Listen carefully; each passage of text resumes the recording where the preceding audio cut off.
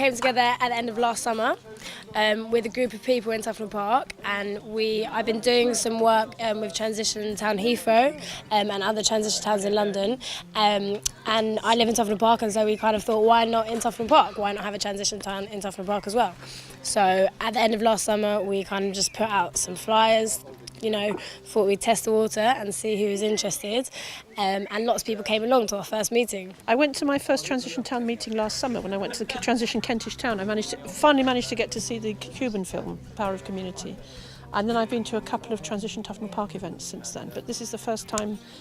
This is what I've been wanting to happen in a way, is having people coming and do things in my garden, which I got completely sort of depressed and out of hand and didn't know quite what to do with it. So it's been lovely having everyone coming and putting energy into it.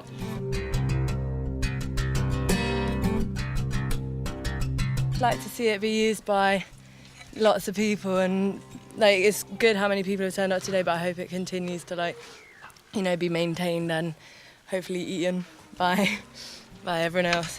Pumpkins, yeah. Much as I love London, and I've lived in London for most of my adult life, I'm aware of the fragility of it and the wonderfully complex systems that make it the wonderful place that it is. They're also vulnerable if electricity and oil go, which they're quite likely to do in I don't know whether in my lifetime, but not before not very long. It would be really important to have a source of food close at hand. Penny's garden, it's just a local garden in Tufnell Park on Huddleston Road, and basically Penny really wants her garden to be used to its full extent. So we've got some people from Transition Town, Tufnell Park, and also just people who aren't yet involved in Transition Tufnell Park, who are just local neighbours and friends, family, to come along. And we basically cleared out the whole garden. I went on holiday a few years ago to an island called Kefalonia, and its gross domestic product was really low. But when I went there, I noticed that every house had vegetables growing. They had a pig, they had chickens, so that they might not have had PlayStation, but they had enough to eat and they could feed themselves.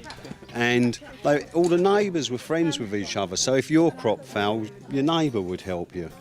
I'm for it. I think it's great. Oh, well, I've just known Penny for a couple of years, and she said, a friend of hers who I know, I did her garden, in fact, said, I know somebody who's interested in making an allotment.